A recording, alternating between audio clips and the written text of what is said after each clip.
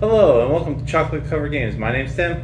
I'm Doug. And this is the monthly melt video For June 2022. For this segment, we do our fives.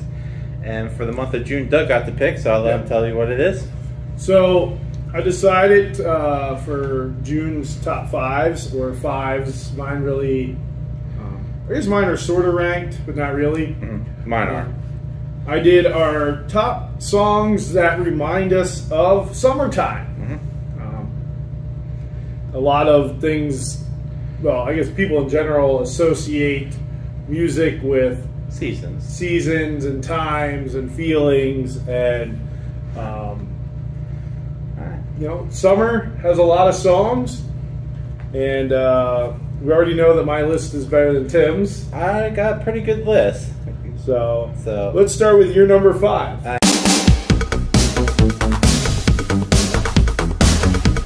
And my number five is probably the king of summer, which is Then why is it number five?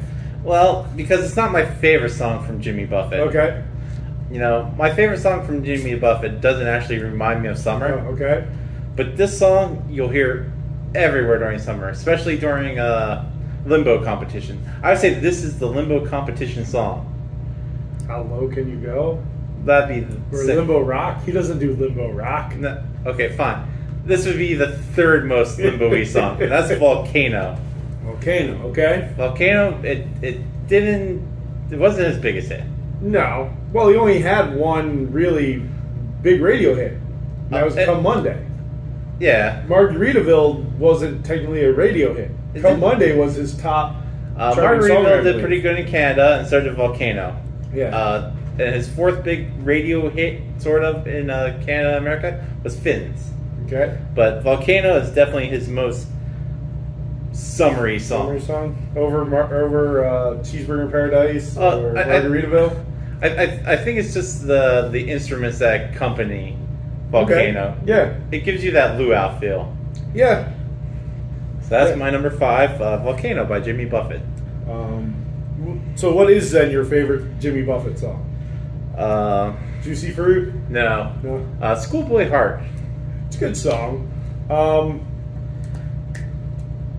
Got Pirate Looking at 40, Change of Latitude, Change of Longitude. No, mine is that, is it like Pirates Cove or... Pirate Cove's the song. I think Son of a Sailor. Yeah. Pirate Looking at 40. Yeah. I don't listen to a lot of Jimmy Buffett, but he's got a lot of good music. Exactly. That was my number five. Okay.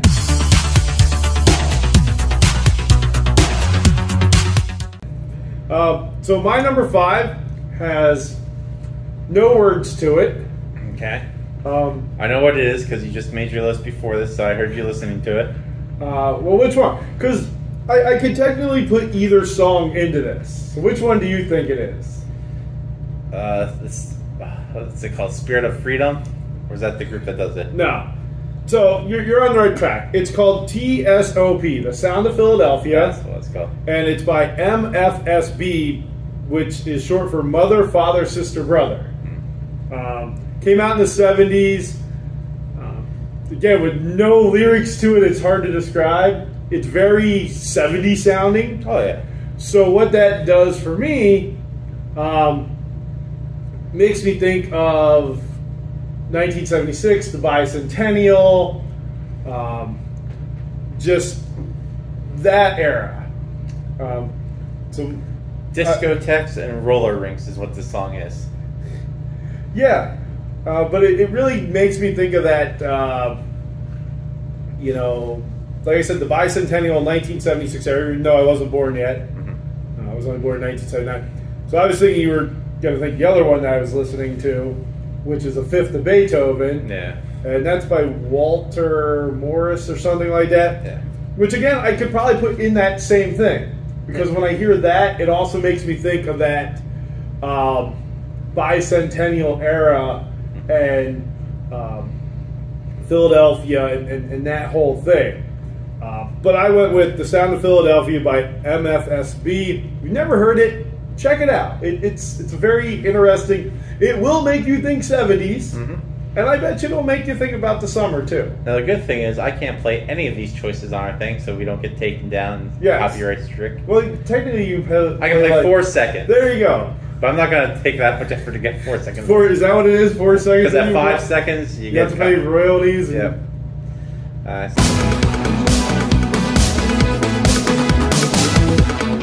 So, my number 4 song, which may be on your list, I think this would be the only one that would cross over. And that is from King Harvest, Dancing in the Moonlight. I didn't even think about this song, and I love that song. This song is late summer, early fall song. Yes. I think that's probably why I associate it more with that time of year, the early fall. Yeah. It hasn't quite hit harvest season, but the heat of August is finally coming down. It's the end of summer song. I love that song. Great song. Yes. You can hear it playing if you look for it yourself. Yes. Good song. So, A lot of remakes. Which version do you prefer? Probably King Harvest. Second choice, oddly enough, Baha Men. Baha Men does a great version. They do a good version, but what's the other one? Allison Stoner? No. She's the one that did for Air Bud Puppies in Space. No, there's another one that is a little more like 90s sounding. A lot of people remake this song. I just know the one from Air Bud Puppies in Space, the Baha Men, and the original. The King Harvest one is good. That's probably my favorite. Baha Men's probably my third. And there's another one in there that's my second favorite. And I don't remember the group. Maybe if we think about it, Tim will put it in the description. Yeah. Well, no, my description hasn't changed since the beginning of this channel. Oh, okay. But yeah, go check out the Allison Stoner version as well. It's weird. They made it into like a pop, hip hop dance mix, which is just weird and fun. Here's something that may be odd. Did Volcano come out in the 70s? That probably late 70s, early 80s. It was in his like 4th album, so I think he started in like 71, 72, so it's probably late 70s. It's weird our songs are in the 70s so far. Well, my next 2 jump up a couple of decades. Well, so my number 4 originally came out in the 1950s. Okay. But I prefer the remake. From the 70s? No. From the 90s? Yeah, from the 90s. Okay. And that is Summertime Blues. Okay. Originally came out in the 50s by Eddie Cochran. Remade by Alan Jackson. Yep. And again, it's talking about a guy that has to work. So he doesn't get to... Not the Alan Jackson summer song I thought you would pick. But the video for that, the Alan Jackson video is fun. They're out in trucks, in the mud. The whole imagery of that just makes me think of summer. And especially this year for me. Working all summer trying to make $1. Lyric from the song. All I do right now is go to work, come home, and go to bed. Yeah. Isn't that true? No, you're doing this video right now. Well, unless you're sleeping, and I'm not paying you. Today work. I'm not working today when we're filming this. But when days I work, do I not just get up, go to work, come home, go to bed? Oh yeah. Yeah. That's you working in a tourist town. So the summer is. Yeah, working all summer trying to earn $1. It's a fun song. Even though it's. I would have thought you would have went with Chattahoochee. Oh, maybe. I don't know. That was your number 4? That was, yes, my number 4. Okay.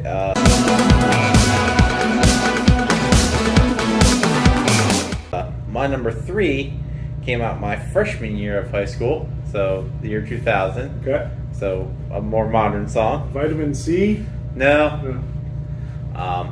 This is Santana featuring Rob Thomas. Oh. Smooth. It dominated the airwaves. It's a good song. And, I'm so glad this song came out when I was in high school because, I enjoyed Santana, but, like, most kids my age at the time had no idea who he was. Yeah. and they're like, hey, this person playing with Rob Thomas is super cool, people thought. There was a small resurgence for Santana. Yeah. Which was nice. Just a great song in general. It was a good kickoff point for Rob Thomas to do a small solo career then. Yeah. Came back to Matchbox 20. They've done great work since then. But just a great summertime feel. So you think Rob Thomas is underrated as a solo artist? Yeah. Because I thought he did very well. He had, I think, 3 or 4 #1 hits as a solo artist. I mean, he wasn't unsuccessful, but I don't think he was ever going to be a guy that would remain a solo artist. I mean, Santana, I think a lot of their stuff would make people think of summer. Oh, yeah. Because it's that Latin rock groove you can dance to. It has that, Caribbean percussion. Yeah. I'm excited to go see them this summer. They're coming to Hershey with Earth, Wind, and Fire. Okay. Who, my favorite song of theirs is September, which doesn't make me think of summer. Unless you consider September a summer month. It can be sometimes, as hot as it gets. If you're more in the south, then yes. Yeah. We're too far north. But no, I'm excited to see Santana. And yeah, I think you could even throw Oye Como Va in there as a summer type song. But no, that's a good pick. I mean, it was #1 for, I think, 2 months straight. Smooth is a good choice there. Yep. So that was your number 3? Yep.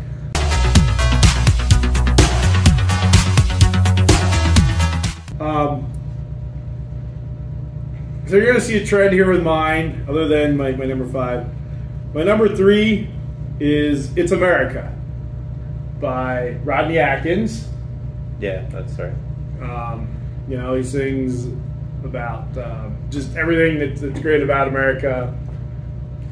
Now, this song would be based on if you live in America to make you think summertime for America. Yes. I mean, I don't know where our followers are from. Maybe they're all not American. And it's just a good. It's an upbeat song. Mm-hmm. It's a very upbeat. I like the music to it. Even though it's it's a high school prom, Springsteen song, and there's a guy who I didn't even think about Bruce Springsteen, but I did. It's America, Rodney Atkins. If you watch a lot of music critics and stuff, and they call things like checklist songs where it checks off, beer and trucks, and or it. Some people call them SAT songs where it relates this to this. Mm-hmm. It's sort of that song. It's just so upbeat. It's fun. Rodney Atkins. Love his voice. Does a great job with this song. It's America. Check that out.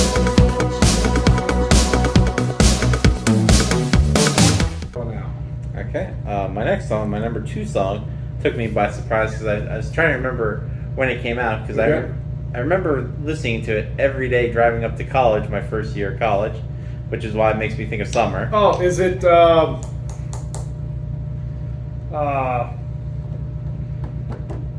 I'm drawing a blank on it. You can just say it. Okay. It's Holla Back Girl. Yes, that's exactly what I was thinking. I couldn't think of the name. Not my favorite song, but I heard it for like 4 months straight, every morning when I drove to college. Now, oddly enough, it came out in November, this song, which is a bad time to release a song. It came out like right after Thanksgiving, right before Christmas. So well, yeah, I was thinking because when I was working in school cafeterias at that point, it was always on. Yeah. So, it got pushed to the side for Christmas music. Then it slowly came back in, and by the time summer hit, that's when it became a big hit. Really weird time to release a song like this. But yeah, every morning I knew how close I was getting to my college because right when they started spelling banana, I'm like, oh, I'm about 3 minutes away from college. And I spell banana, and then I turn off my radio and be depressed. Keep talking. Just like my second one that had Rob Thomas in it, this one was just Gwen Stefani coming off, her No Doubt run, starting her singles push, and just like Rob Thomas, eventually got back to the group stuff, which is nice. So that was my number 2, Holla Back Girl by Gwen Stefani. All right.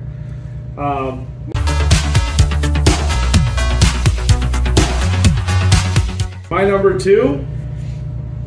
I know it wouldn't make your list, but it is one of your favorite groups of all time. Okay.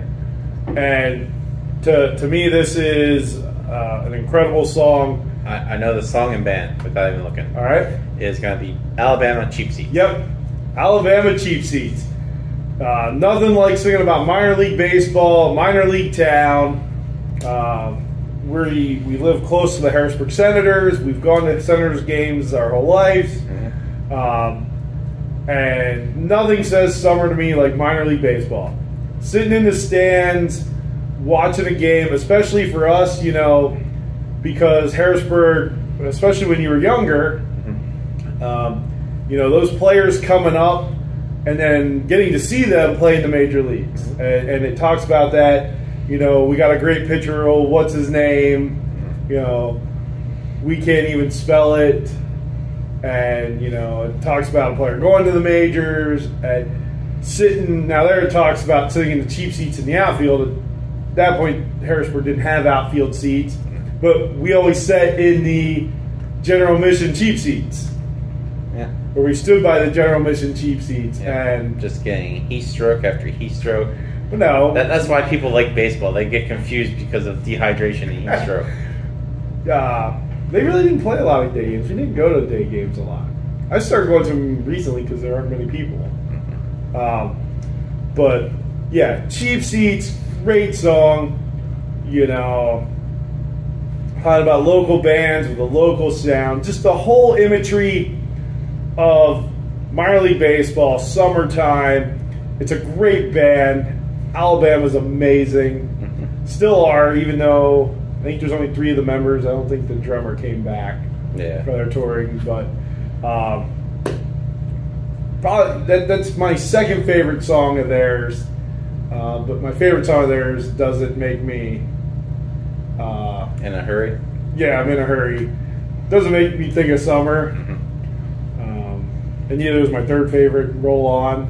No. But they do have a song, which I didn't even think, Send It On Down the Line, where that talks about making things in America.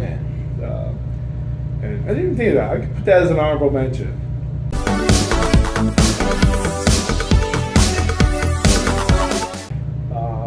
What's your number 1? My number 1 is by Van Morrison, Brown Eyed Girl. Okay. It's just a song that I really don't play any other time of year besides the summerish times. Maybe early fall. Yeah. It kind of falls in that Dancing in the Moonlight kind of season. Yeah. Just after the heat broke from August, but before September really takes over, that period of time. Okay. I'm surprised, and I just had a song that I was surprised to make your list, and I drew a blank on it. Was this a metal song? No. Oh, what song was I just thinking about? Was it a ska song? No. Yodeling? Yes. Oh, Bryan Adams, Summer of '69. I thought that might have made... Nah. It was close.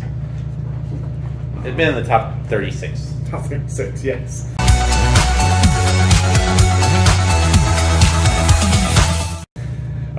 So my number 1 was already previously mentioned, but not on your list. Okay. So it was one of your honorable mentions? Yeah. My number 1 was also an honorable mention. No, that's not great. You had mentioned it earlier. Sound of Freedom? No. Chattahoochee. Oh. Alan Jackson. Nothing, no other song makes me think summer like Chattahoochee. It's a good summer song. And again, because that 90s country period was so influential to me, and music videos were a thing back then. Oh, they still are, but not like that. Well, they're not on TV, they're on the net. Yeah. The imagery of, way down yonder on the Chattahoochee, the water skiing part of that, it's a fun song. It makes me think of, floating down the river, spending time outdoors, and it's just got such a fun vibe. Honestly, I thought your number 1 was going to be Fishing in the Dark. That's the one I had in my head predicted for you. No, it does make me think summer, but not as much as some of these other ones. You know, it was funny because when I came up with this 5s, I looked online like top summer songs just to see what was out there, and there were some songs listed that I'm like, is this a song that really makes me think of summer, or is it a song that came out in the summer? Like, what is it? Nelly Hot in Here? Yeah. You know, does that make you think of summer, or did that come out in the summer? I don't remember. I don't believe it came out in the summer. But does it make you think of summer? Would that song make you think of summer? Well, it is hot in here. You know, or Old Town Road, they put. Does that make you think of summer? Well, like I said, Hollow Back Girl doesn't make people think of summer necessarily, but it came out. Does it make you think of summer? Yeah, see, that's the thing, because I tied this song to a memory of summer. Like Dancing in the Street was on a lot of lists. I could see like Martha and the Vandells. I could see that coming out in summertime and then people having fond memories of listening to it. I think Rolling Stones list, their number one song was Good Times by Chic. Yep. Again, doesn't necessarily make you think of summer. Under the Boardwalk. How could I forget that? By the Drifters. That song definitely makes me think of summer. Mainly, not just because the song makes me think of summer, but at summer camp, the one year staff members sang a parody version. Well, no, it wasn't that.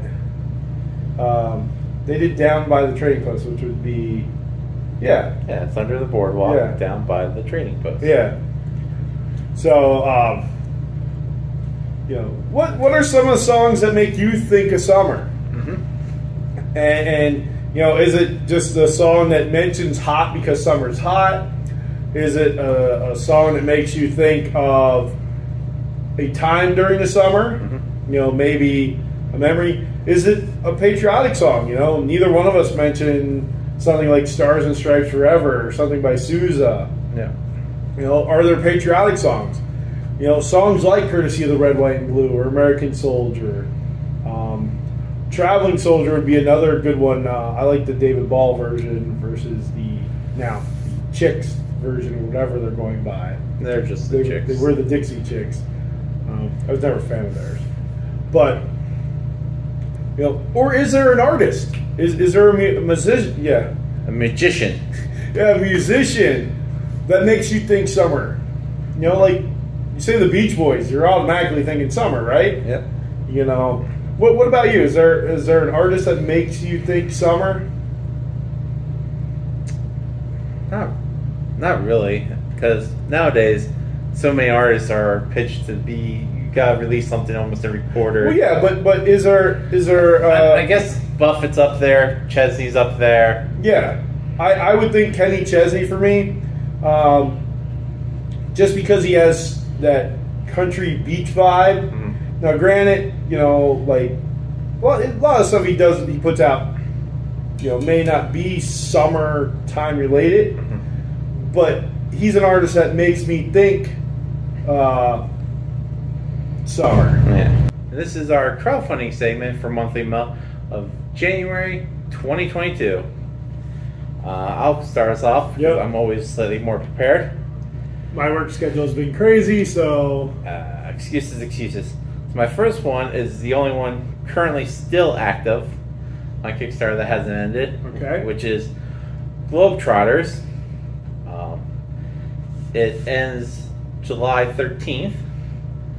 The prices to back it are either $53, which gets you the retail version, or you can spend $68 for the Kickstarter version.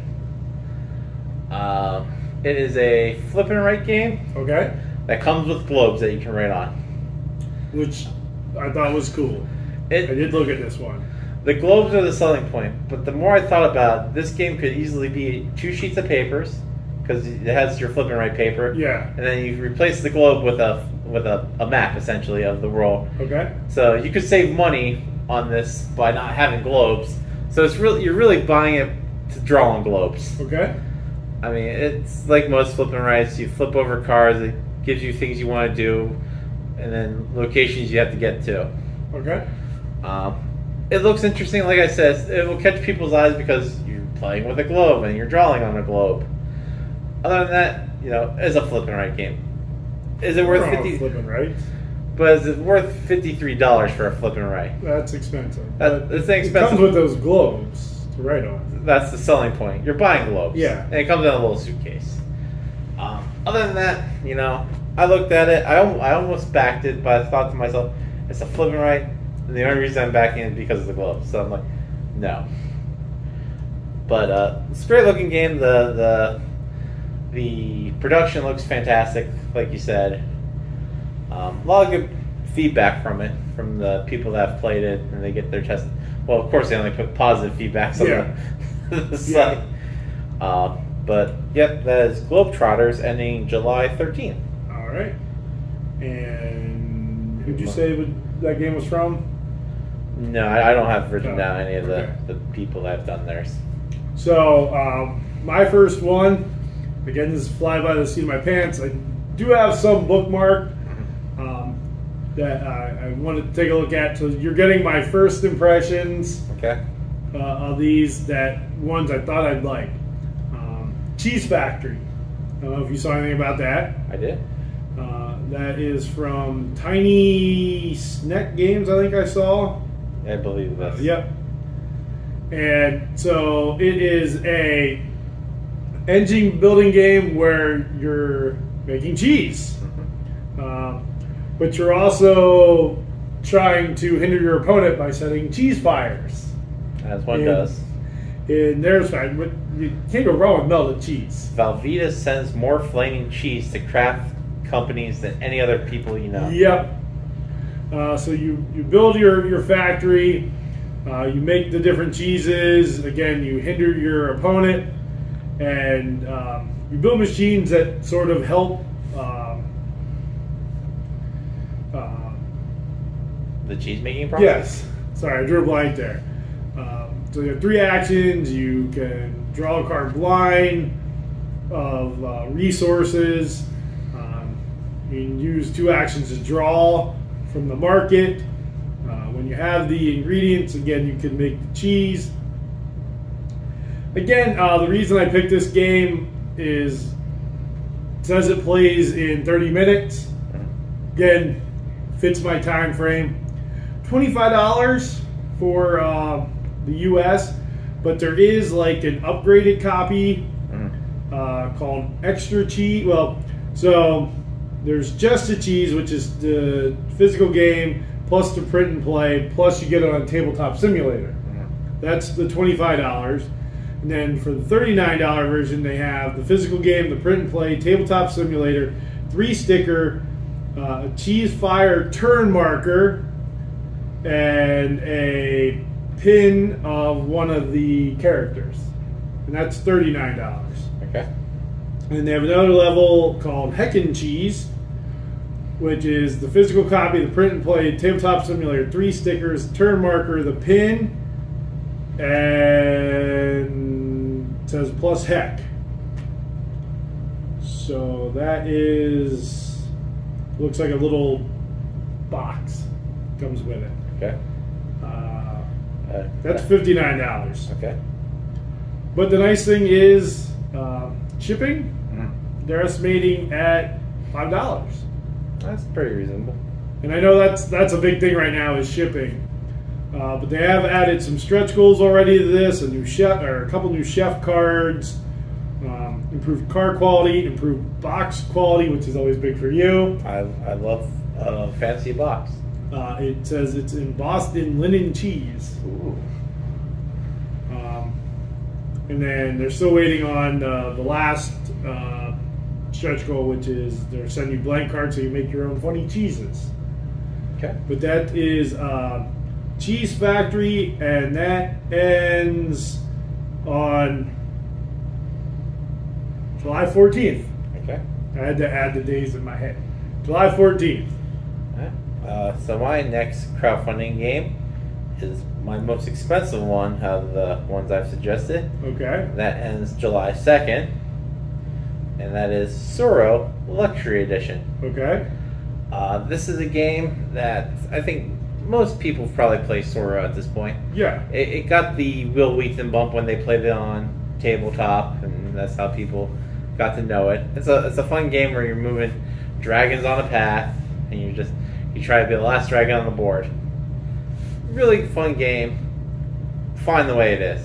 But for some reason somebody said, hey, I can take this game and overproduce the heck out of it. Okay. So it comes with all the pieces are, I think, oak, if I remember correctly, with like gold painted lines on it. All your dragons are metal. The board is a scroll that unfurls. It comes in like this wooden chest that's like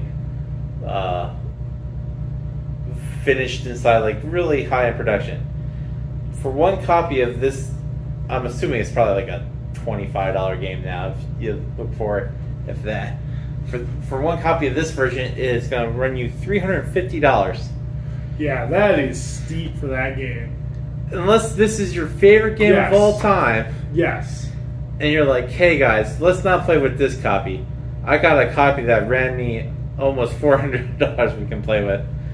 You know, it's kind of ridiculous. Now, I do believe this one does come with 8 metal pieces. So it gives you, and a dice. So I think it does combine both Zoros into one deluxe Zoro. Okay. If I remember correctly. But, you know, it's one of those things where I came very close to backing it. So then I realized I don't have $350 for it. I'm sure you thought about backing this. I was hovering over. I'm like, well, yeah. And then I'm like, I looked at my bank account. It was like $340. I'm like, can't do it. Yep. Yeah, unless this is your absolute favorite game, or you just have money to spend. Yeah. Hey guys, we're gonna play game night with my $1,000 chess set, my $400 Soro set, my $800 Chinese checker set. Speaking of $1,000, and this has nothing to do with our crowdfunding here. I saw somebody post online. Mm-hmm. They're at the Corning Glassware place in Corning, New York. We've been there. Yes. And they are selling a $1,000 glass copy of Monopoly. That actually sounds pretty reasonable. I don't know if I'd play with glass. Well, I'm assuming it's the board and the pieces that are glass. No, the board I don't believe was. So it's just the pieces. I believe. Then that's too. I was willing. Or the board is embedded in glass. I don't know. I tried to look at it. I couldn't really tell from the picture. Because if it's just the pieces that are glass, you could get glass pieces for cheaper than $1,000. But yeah, the $350 for Sora. Unless it's your favorite game or you're really into those. Now everything is glass. The cards are glass. The money is glass. I'd lay down $1,000 for that. Just because I'd be like, be really careful when you. But not $350 for this thing of Sora. Well, no, because this $1,000 could shatter in my hand, and just ruin me spiritually and financially. Drop it as soon as you get out the door. It comes in a box that's been battered by like the shipping people. It's like our bad, and I just open it up. It's just shattered glass. I'm like, no. It's almost like the chocolate version of Catan. Yeah, is that what they had? I think. Yeah. But so that Soro. Yeah, I did go. It's your turn. Yeah. I was gonna say Soro again. My second one is a collection of 3 print and play games. Okay. I'm not sure why I'm into all these print and play things. And I haven't backed any, even though I'm like, I should back this. They're $5, and I forget about it. I need to do that. This one, it's a collection of 3. If you do each one individually, they're $3 a piece. Okay. But if you do the whole collection of all 3, it's $6. Might as well do all 3. And this is. I thought you were going to tell me it was $9 if you got all 3. Well, you're getting a discount of $3. Okay. By Marco Solagna. Okay. I'm very sorry for butchering your last name. I'm sure that's how we'll say it from now on. He has had 3 other. This is his 4th one. He has had 2 others. Zombie Snack and Bot Hunters, which again were print and plays. But now, for me, again, these fit my short games, but all three of these are solo play. Okay. There's one Space Escape, one called the Four Towers, and one called Green Thumb. So the Four Towers is it's climb the walls of the castle, defeat the enemies, and save the princess. Okay. Space Escape. You're low in space. The space station is in failure. The only way out is to reach the spaceship before you run out of oxygen. Okay. And the Green Thumb is plant all the trees, avoiding parasites, moles, snakes, and mean birds. Again, all solo play, 5 to 10 minute, and 3 games for $6. Again, a lot of these roll and writes that are print and plays on here. I don't know how good they are, but $6, 3 games, might be worth a shot. My last one for this month for crowdfunding, I almost didn't put on the list because it's a style of game I really don't care for, but the people who make it I know are going to do a great job because they're a company that everything I've played I've enjoyed. Okay. It's from Roxley's game, Roxley game. This is Skyrise. Okay. It ended July 1st, and for the regular edition, it was $49. For the Kickstarter edition, it was $75.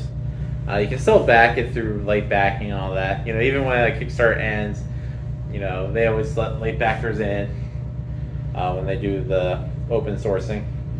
This is a area control auction game. Okay. Where there's these cities on the board. They're empty that you bid on lots to put your buildings on. And okay. Then the highest buildings and the biggest groups score certain ways. And this one got a lot of views mainly because of the production value. Okay. Because, you know, Roxley does a lot of great production value. It has a 3D board. Every building's different for each person. And the biggest selling point that really I think people are going to enjoy is you can add on that the pieces, the buildings are already like not painted, but they're shaded, like they're washed, so they look nice. Because some people just wash their pieces. Yeah. So you can pay, I think, an extra like $25 to get your pieces already pre-washed, which is a really nice feature. Yeah. I think if CMON would do that with their games, they would make a lot more money on their Kickstarters. Not like they're hurting for money on Kickstarters. But Skyrise is a very beautiful looking game. I'm sure if I played it, I'd be like, this is very fun. But it's a game that I don't think would be fun for 2 people, which is normally games that we end up playing. Yeah. And it's not a style of game that you and I really play. We don't play a whole lot of bidding games. Yeah. Or area control games. And that's what it's those 2 things combined. Yeah. I mean, I would play it, I pull it out and be like, hey guys, take a look at this super awesome looking cool game that is also probably fun. You know, I say I wouldn't back it even though I keep praising it pretty highly. Yeah. But, you know, sometimes... Well, because it doesn't fit our game style. Yeah. And, you know, I'm not saying you shouldn't play games that aren't in your game style. No. But it's one of those things where if you buy, you're like, well, I'm only ever going to play this if I take it somewhere and play with people. Kind of thing. And it's that kind of investment. Yeah. But, you know, for $75 plus an additional, I think, like $25 to get washed, $100 for a pre-washed game that comes with game trays, like I think 106 individual buildings that are all different. I mean, the value's there, but just not for me. But those were my 3 crowdfundings for this month. You still have one more, right? Yep. Okay. And so this sort of steps out of the realm of games that I play, because this is actually a role-playing game. And it's called Butter Princess. Okay. Did you see this? I did not see Butter Princess. So Butter Princess, it's a role-playing game about a doomed dairy heist at the Minnesota State Fair. So it's for 2 to 5 players, which I think, again, role-playing you'd want to do with more. Yeah. It's claiming to be equal parts comedy, horror, thriller. It's an over-the-top rendition of the Minnesota State Fair, which I've never been to, but I think would be fun to go to. I love fairs, so any state fair, literally any fair for me is fun. Except for unfair. I'm not a big fan of that. Yeah. Well, I heard it's a good game, though. No, I just went to concepts. So at the center of this, it's a 90-pound butter sculpture. That's the winner of a dairy-themed Midwestern pageant. The sculpture has the attention of their characters who will stop at nothing to obtain their own devious goals. And to me, that just sounds cool. You're trying to heist this butter sculpture. And I go to the rewards here. I thought the reward thing was, well, not rewards, but the backing. Yeah. It's listed as rewards. So for $10, you get the PDF-only version. Okay. And for $19, you get the printed version and the PDF version. Okay. That's not printed version for $19 and a PDF. For $90, you get the PDF and 5 copies of the book. Okay. And $600, you get the printed, the PDF, plus host a game. They'll host an online session for you and 3 of your friends, which is approximately 4 hours. But the printed version comes in a vintage travel guide pamphlet style of like roadside attractions, which I love, and I will still pick those up at places. When we go to a restaurant or something, they got all those tourist pamphlets. I'm the guy who still takes those. Hey, they're very helpful. They give you times when places are open. Yeah, what to do. I love looking at those. So an RPG with the rules and everything in that style of pamphlet is just awesome. And considering this is such a weird role-playing game? Yeah. I'm not much of a role player, but this definitely sounds like one I would play. Mm-hmm. And it is on till July 19th. Okay. So, hint birthday presents. Yeah, your birthday's before that, so Yeah. you're out of luck. Actually, I need a new phone. Yeah. So, but what have you been looking at on crowdfunding sources, whether it be Kickstarter, GameFound? While we're talking about that, what about the new one? Have you heard anything? Any of that news? Indiegogo? No. Oxcrowd? No, the one that does all the final stuff for Kickstarter. Quartermaster? No. Forget what it is now, but they're starting their own. I watch more board game news than Tim does. He's not into the hobby at all. I hate board gaming. Let that be known. Tim hates fun. I do. But what do you think about the new competitor to Kickstarter and GameFound? And I'm drawing a blank. Our pledge manager. Whatever the new one is.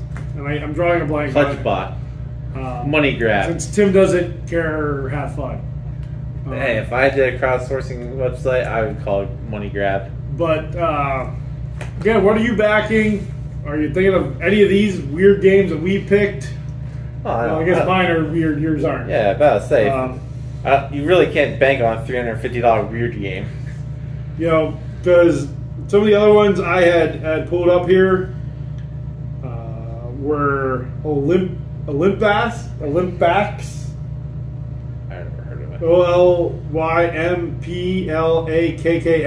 It might have just launched a couple days ago. No, because it's got 13 days to go. Well, I started looking at this stuff 2 weeks ago. Mm-hmm. And I saved it. It has flicking, and you play a decathlon, and it's got sideboards. It's like an Olympic game.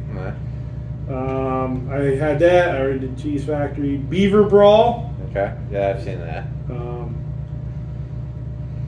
Was one that I had marked Stardust Coffee. I didn't see that one. And then Nut Hunt. You see? that. Heard good things about that, but I didn't have that on here. But again, let us know any of the games we've talked about, what you're backing. Have you had any Kickstarters come in in the month of June? Did we have any come in? We did. Last Friday, we had an unboxing of our Kickstarter that came in of Marvel's Dice Storm. Okay. And then in June, the X-Men. That was the month before. That was in May that came in? Yep, that came in May. We also Chai came in June. We played. Emoji came in June and we played. Yeah. So, and I'm Doug. And we're here for the monthly melt segment of games played for the month of June 2022. This month we played a total of 3.5 games. 3 for me and 1 for you. Yeah. But I believe you played... I played the one that you played by yourself just beforehand. So why don't we start with that one? Okay, so that one was Unsurmountable. Yep, Unsurmountable by Button Shy, which we love Button Shy games. Do you know they're having a convention? It's taking place in Tennessee. No. This Shy-Con. Huh. I don't know why it's taking place in Tennessee. They're based out of Jersey. Yeah. If it was in Jersey, I'd go. But did you know they have something on crowdfunding right now? Oh, I didn't know that. Yeah, I just saw that. But anyways, Unsurmountable, Tim will tell you a little bit about the game. Okay. Big twist, it's an 18-card game, like most Button Shy games. Yep. Where you are playing a hiker trying to reach the summit of a mountain. You have to take pathways to get up there. Yep. And on the pathways, there are signs that let you do certain things. And when you place them out, they will tell you what to do each time you place something out. Yep. You have things like certain things can't be touching other cards. You have to go through certain people. Well, there's descriptions on each card. Yeah. So you have your base camp, which is the 4 cards at the bottom. Yep. And you have to play those cards left to right. Or you can discard one of those cards to use the power. Correct. And that lets you move cards on your mountain because you have to connect the pathways to the top. Correct. Or at least have some sort of pathway to get up there. Yeah, you have to have a connection from the bottom to the top. And so if you discard a card, it may let you rotate a card, may let you change 2 cards. There's a Yeti card. Yep. And so there are different levels to this game. Yep. Where you can play with less number of cards in your base camp. You can try to get where you don't have the same type of card in the same column or the same row. Yeah. But I thought it was a very strategic game. And I thought that it was... I thought it was one of their tougher games. Yeah, it's definitely a thinker. You do have the helicopter card. Yep, they can use once. Yeah, and I forget what that lets you get rid of a card. Yeah, basically it lets you destroy some of the mountain. Yeah, but I would put it in there with their Sprawlopolis and what's the other game I like that's the solo Sprawlopolis, Farmopolis, or is that what it's called? Yeah, the other Opolis. Yeah. I think Button Shy does a great job at these 18-card solo player games. The wallet games. Yeah, that was part of the Scott Alms line of solo games. But really good game. Yep. If you have not played a Button Shy game, do check it out. Okay. Next up is Chai that we played. Chai was a Kickstarter that I was waiting on for a very long time that I didn't think was coming because a lot of people started demanding refunds. Yeah, and this is Steeped Games. Yep. In Chai, you play a tea merchant. Yep. And you get a board that lets you have so much resources, so many ingredients. Yep. And then it has the element of what's that game that starts with an M, where you shoot the ball and if you match the color, it comes with you. They're the games that you have on the phone everywhere. Bejeweled? Sort of like Bejeweled, where the board has your things of teas on them, your ingredients, and you can take them if they're connected.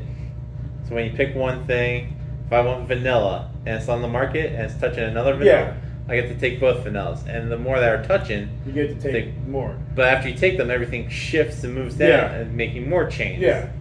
Which is nice. And so once you collect all the ingredients, you can trade them in. Yep, you put them in a cup to make that tea. You can make your tea, or you can make your opponent's tea. Correct. Which sort of helps them out. And I enjoyed this game. It's definitely, it would have been more fun with more people. Yes. Because with two, once I got both the biggest points card, the game was over. But it just lucked out that I had... Well, you got both of the biggest ones. Well, yeah. Well, that's right. I couldn't catch you. Because I just got ingredients in time that when the biggest cards came out, I'm like, oh, I have all the ingredients now. It does say that it's best to 3 to 5 players. And I would say that. I think I would like to play with 4. Because I still think with 3, it does add that another 15-point card. Yep. But I think with 4, the chances of somebody getting all 3 or at least 3 of the 4 15s is minimum. Yeah. It would extend the play time, which would be fine. It wasn't a long game. No. Because you only did 3 actions on your turn. You either bought from the market, bought a card, or fulfilled a card. Yeah. So you could sort of plan ahead. The market part was the hardest to plan ahead because of things shifting and everything. But I enjoyed Chai. Oh yeah, we did play the deluxe version. So instead of having cardboard things, we had nice acrylic tiles, which I can't imagine playing with like cardboard sliding down. Yeah, that gave me sort of a dice miner tactical feel. Yeah. With that, more of a Zool because of the tiles, but because of everything sliding, that dice miner thing. I enjoyed Chai. So next up, we played I believe we played the Simon version of this. We did play the Simon version. Is that who it is? Yes. Yeah. It's Walls of York. Yep. This is a game that I can best describe as we bought it from Ollie's. And if you don't know what Ollie's is a brand of store that buys overflow lots. Or closeouts. Or closeouts. And there was a lot of this game in the store. Yeah. Sometimes there are hits, sometimes there are misses. Yep. There's a reason you don't see a list of people's top favorite Simon games being listed as Walls of York. Yes. We played the game 2 times in a row. The second time we played it, I figured out, hey, there's a way to, just skip all the headache and just cheat. Yes. Now, it's not cheating. No. But it makes the game 100% less fun for everybody else. Yes, and the game is very broken. Yes. Very, very broken. It comes with a little castle that you build. And Which is cool. Yeah. You roll 3 dice in there and say, you need 2 fields, like 3 markets, and 5 castles. There's markets, castles, and wells. Yeah, markets, castles, and wells. And you're supposed to make your walls around these things while keeping out Vikings so that they can't attack.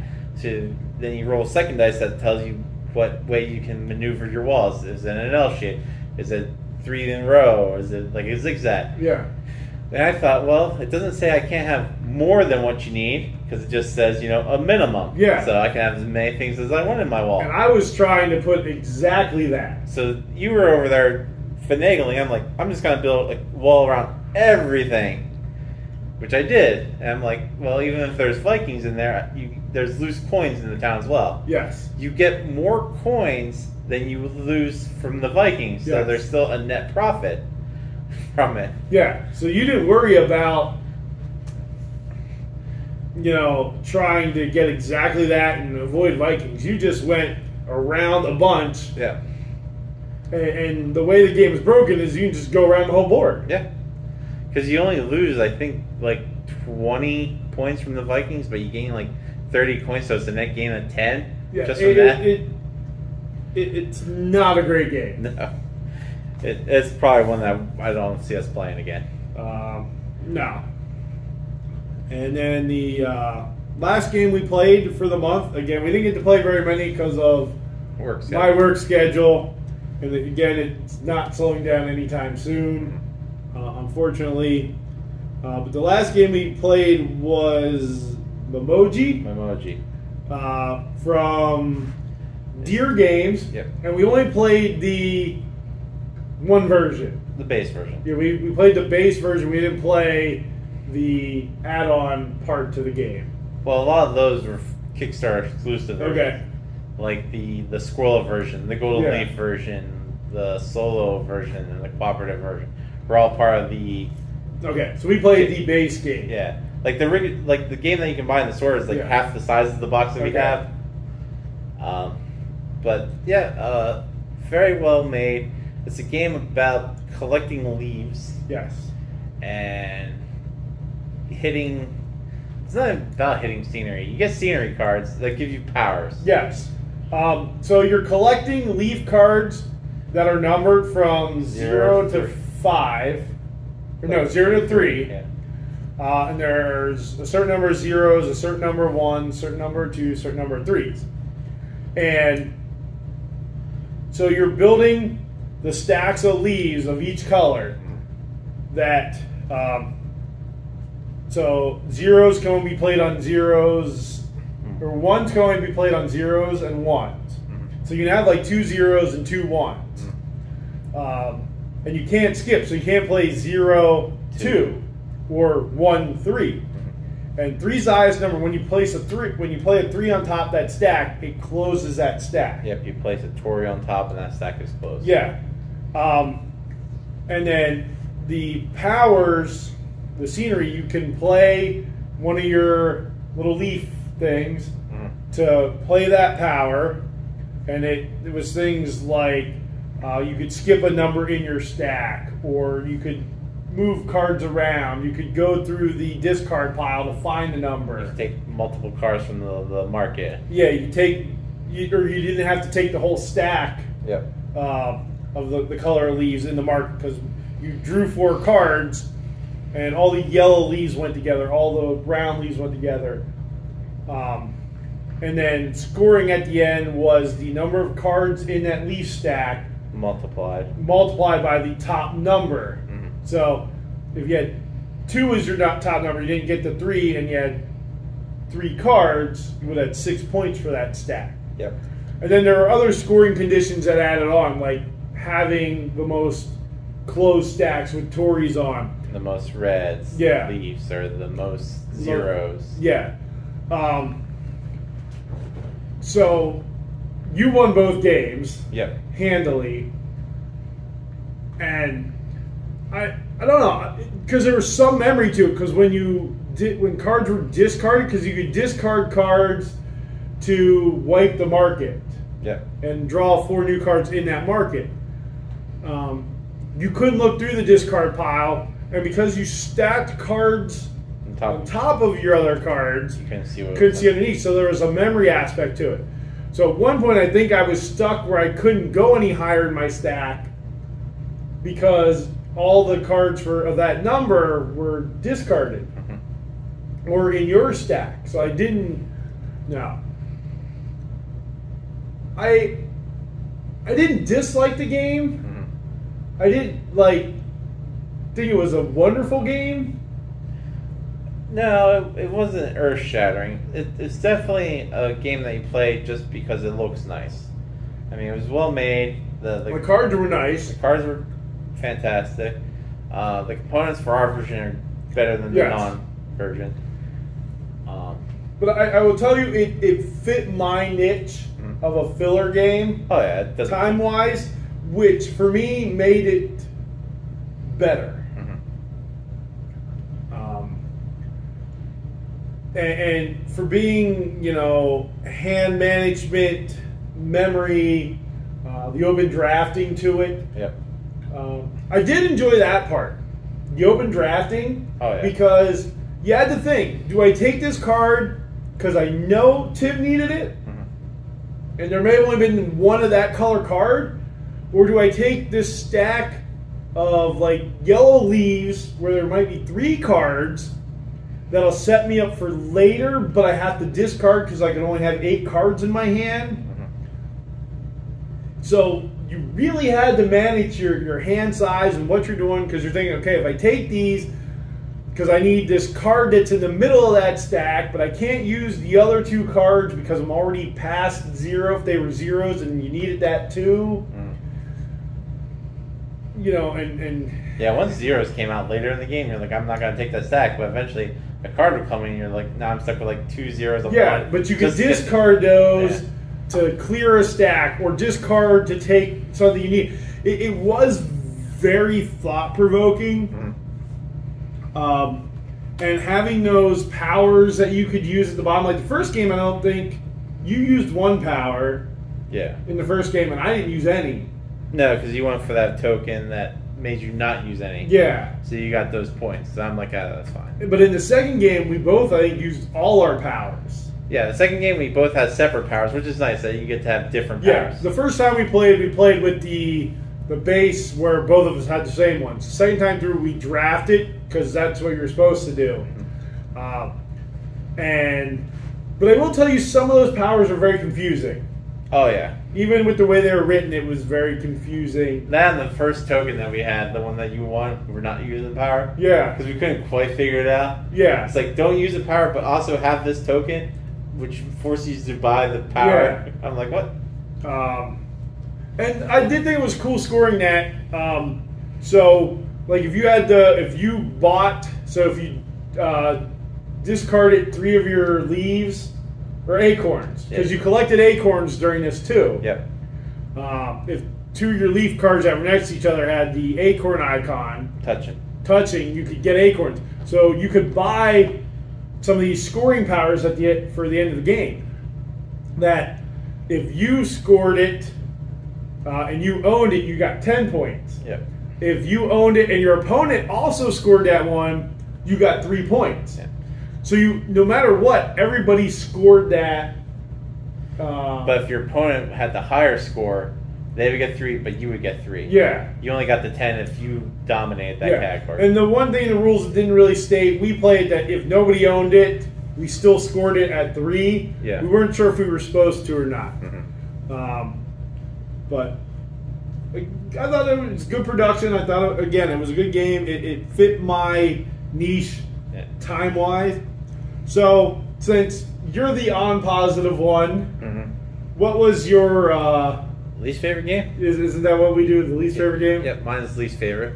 My least favorite game of the month was Walls of York. Yeah. That would be mine, too. Walls of York, in case I change my mind during editing, which I won't. Yeah. And for me, favorite game... Unsurmountable? Yeah, hands down, Unsurmountable. I love Button Shy. But man, Memoji and Chai would be close behind. I did enjoy both of them. Memoji might be a little higher because of it fits my time, and I think Chai might overtake that with more players. Yeah. As a 2-player game, Memoji was better than Chai. Yeah. But Unsurmountable, my pick of the month. What'd you play this month? Let us know what you played. What were some of your favorite games? Have you played any of the games we played this month? If you have, again, let us know that. If you enjoyed any of the games, are we wrong on Walls of York? How many copies did you buy at your local Ollie's? Or are we wrong on Unsurmountable being a good game? Have you played it? Hello, and welcome to Chocolate Covered Games Off-Topic segment for Monthly Melt of June 2022. My name is Tim, and the beginning of this video got corrupted, so I am recording this audio to put over the screen you're currently seeing. For the off-topic this month, I've got to choose what we're doing. It was going to be the second s'mores taste testing to continue from last year, but we weren't able to do that. So for this year, we're releasing off-topic here on 4th of July, and my brother will be reading from a replica print of the Declaration of Independence that I got him a few years back. That is the John Dunlap version of the Declaration of Independence. It was the one the colonists would have seen. It was print pressed from across the street from Independence Hall from a printer named John Dunlap, who got to see the first release of the Declaration of Independence. And he printed as many as he could the night after the 4th to get out to the public so they could see the declaration that was declared. The version my brother was reading off of was kickstarted a few years back from a gentleman outside of York, Pennsylvania, and his goal was to make this replica with an old-fashioned print press, and the ink that he used for it, he got shavings from inside of a cannon that was used during the Revolutionary War, that he mixed in the metal shavings from the inside of the cannon with the inks when he pressed the replica that he made. It is a very fascinating story of the first declarations that were printed out for the world to see. So I would suggest to go check those out. With that being said, I'm going to say this now. Please do like and subscribe to the channel.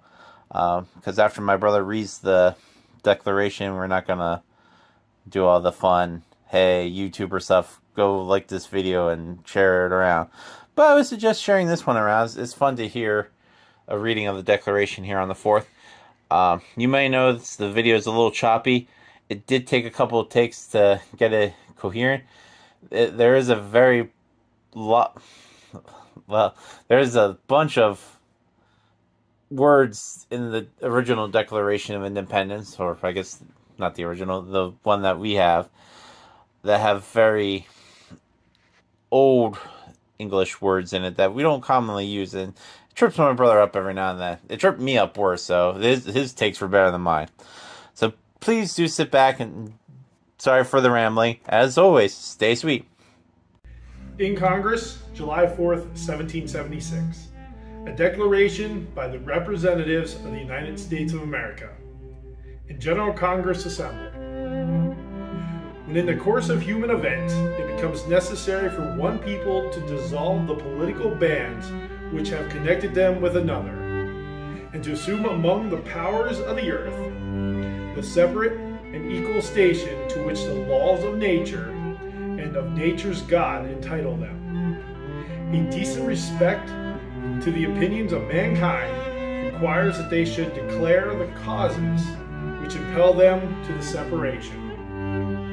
We hold these truths to be self-evident, that all men are created equal, that they are endowed by their Creator to certain unalienable rights, that among these are life, liberty, and the pursuit of happiness.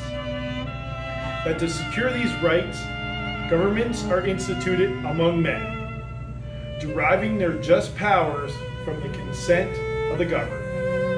That whenever any form of government becomes destructive of these ends, it is the right of the people to alter or to abolish it, and to institute new government, laying its foundation on such principles and organizing its powers in such form as to them shall seem most likely to affect their safety and happiness. Prudence indeed will dictate that governments long established should not be changed for light and transient causes. And accordingly, all experience has shown that mankind are more disposed to suffer while evils are sufferable, than to right themselves by abolishing the forms to which they are accustomed. But when a long train of abuses and usurpations pursuing invariably the same object, evinces a design to reduce them under absolute despotism. It is their right, it is their duty to throw off such government and to provide new guards for their future security. Such has been the patient sufferances of these colonies, and such is now the necessity which constrains them to alter their former systems of government. The history of the present King of Great Britain is a history of repeated injuries and usurpations, all having in direct object the establishment of an absolute tyranny over these states. To provide this, let facts be submitted to a candid world. He refused his assent to laws, the most wholesome and necessary for the public good. He has forbidden his governors to pass laws of immediate and pressing importance, unless suspended in the operation till his assent should be obtained. And when so suspended, he has utterly neglected to attend to them. He has refused to pass other laws for the accommodation of large districts of people, unless those people would relinquish the right of representation in the legislature, a right inestimable to them and formidable to tyrants only. He has called together legislative bodies at places unusual, uncomfortable, and distant from the depository of their public records for the sole purpose of fatiguing them in compliance with his measures. He has dissolved representative houses repeatedly, proposing with many firmness his invasions on the rights of the people. He has refused for a long time, after such disillusions, to cause others to be elected, whereby the legislative powers, incapable of alienation, have returned to the people at large for their exercise, the state remaining in the meantime exposed to all the dangers of invasion from without and convulsions within. He has endeavored to prevent the population of these states, for that purpose obstructing the laws of naturalization of foreigners, refusing to pass others to encourage their migrations hither, and raising the conditions of new appropriations of lands. He has obstructed administration of justice by refusing his assent to laws for establishing judiciary powers. He has made judges dependent on his will alone for the tenure of their offices and the amount of payment of their salaries. He has erected a multitude of new offices and sent hither swarms of officers to harass our people and eat out their substance. He has kept among us in times of peace standing armies who without the consent of our legislatures. He is affected to render the military independent of and superior to the civil power. He is combined with others to subject us to jurisdiction foreign to our Constitution and unacknowledged by our laws, given his assent to their acts of pretended legislation.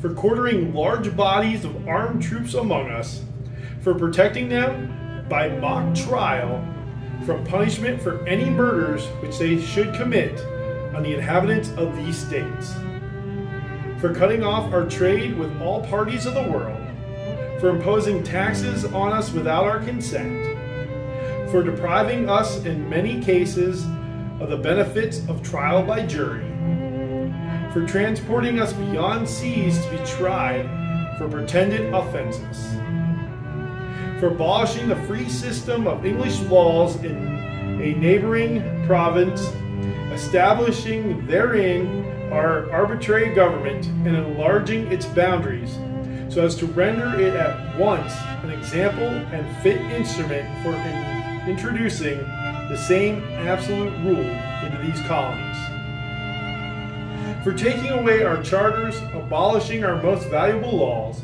and altering fundamentally the forms of our governments, for suspending our own legislatures and declaring themselves invested with power to legislate for us in all cases whatsoever. He has abducted government here by declaring us out of his protection and waging war against us. He has plundered our seas, ravaged our coast, burnt our towns, and destroyed the lives of our people. He is at this time transporting large armies of foreign mercenaries to complete the works of death, desolation, and tyranny, already begun with circumstances of cruelty and perfidy, scarcely paralleled in the most barbarous ages, and totally unworthy the head of a civilized nation. He has constrained our fellow citizens taken captive on the high seas to bear arms against their country, to become the executioners of their friends and brethren, or to fall themselves in their hands. He has excited domestic insurrections amongst us, and has endeavored to bring on the inhabitants of our frontiers the merciless Indian savages who, known rule of warfare, is an undistinguished destruction of all ages, sexes, and conditions. In every stage of these oppressions, we have petitioned for readiness in the most humble terms. Our repeated petitions have been answered only by repeated injury. A prince whose character is thus marked by every act which may define a tyrant is unfit by the ruler of a free people. Nor have we been waiting in the attentions of our British brethren.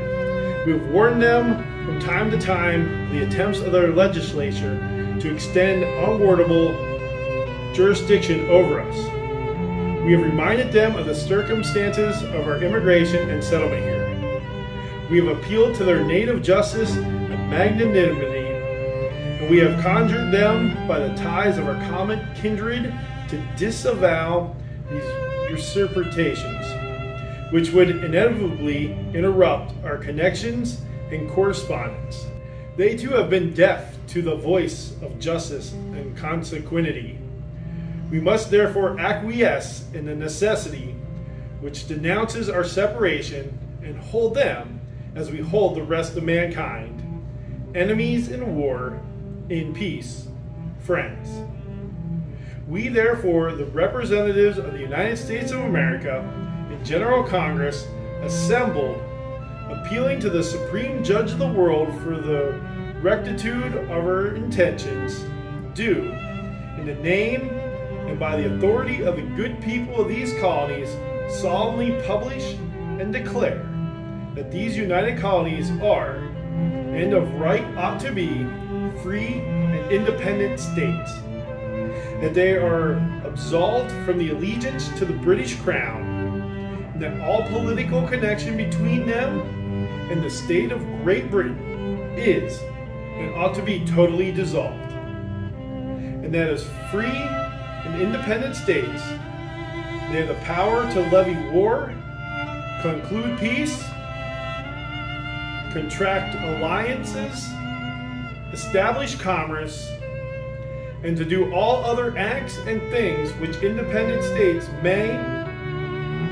of right do.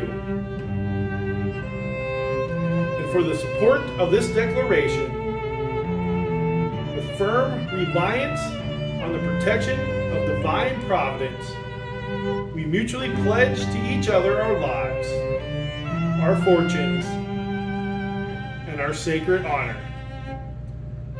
Signed by order and in behalf of the Congress, John Hancock, President.